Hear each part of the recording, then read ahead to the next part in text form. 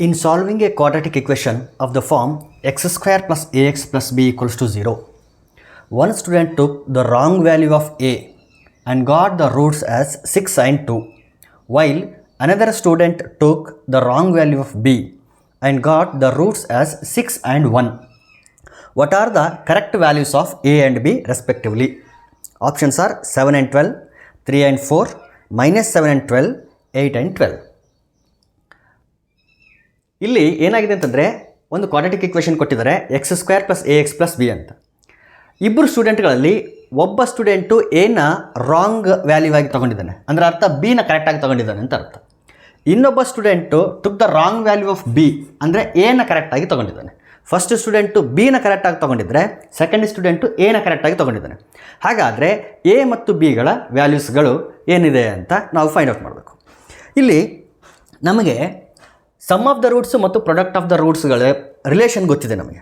ಏನಂತಂದರೆ sum of the roots is equal to minus B by A. B by A ಅಂತಂದರೆ ಇಲ್ಲಿ B ಇಲ್ಲಿ A ಈ values ಅಲ್ಲ.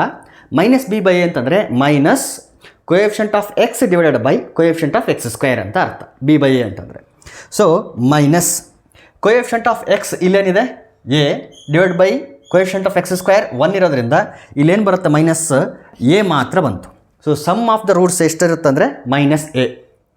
Similarly product of the roots value ಏನಿದೆ, ಇದು ಫಾರ್ಮುಲಾ ಏನಿದೆ ಅಂತಂದರೆ ಸಿ ಬೈ ಎ ಅಂತ ಇದೆ.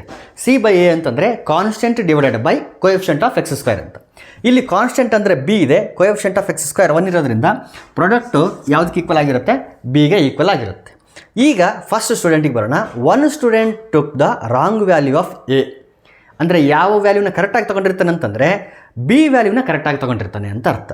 ಸೊ ಬಿ ವ್ಯಾಲ್ಯೂನ ಕರೆಕ್ಟಾಗಿ ತೊಗೊಂಡಿರ್ತಾನೆ ಅಂತಂದರೆ ಇದನ್ನು ಕರೆಕ್ಟಾಗಿ ತೊಗೊಂಡಿರ್ತಾನೆ ಅವನು. ದೇರ್ ಫೋರ್ ಇವನ ಕರೆಸ್ಪಾಂಡಿಂಗ್ ರೂಟ್ಸ್ ಯಾವುದು 6 ಆ್ಯಂಡ್ 2. ಹಾಗಾದರೆ ಪ್ರಾಡಕ್ಟು ಇವನು ಕರೆಕ್ಟಾಗಿ ತೊಗೊಂಡಿರೋದ್ರಿಂದ ಇವೆರಡರ ಪ್ರಾಡಕ್ಟು ಈ ಪ್ರಾಡಕ್ಟಿಗೆ ಈಕ್ವಲ್ ಆಗಿರುತ್ತೆ. ದೇರ್ ಫೋರ್ ರೂಟ್ಸ್ಗಳು 6 ಆ್ಯಂಡ್ 2 ಆಗಿರೋದ್ರಿಂದ ಈ ಎರಡನ್ನು ಮಲ್ಟಿಪ್ಲೈ ಮಾಡಿದರೆ 6 into 2 it will be equal to 12. Therefore the value of B will be equal to 12.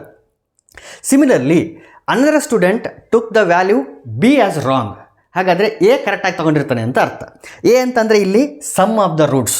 ಹಾಗಾದರೆ ಎರಡನೇ ಸ್ಟೂಡೆಂಟ್ನ ರೂಟ್ಸ್ಗಳು ಯಾವ್ದ್ಯಾವುದು 6 ಆ್ಯಂಡ್ 1. 6 ಆ್ಯಂಡ್ 1 ಸಮ್ ಆಗಿರೋದ್ರಿಂದ 6 plus 1 will be equal to minus A. 6 plus 1 ಅಂತಂದರೆ 7 and it is equal to minus A, or A will be equal to minus 7.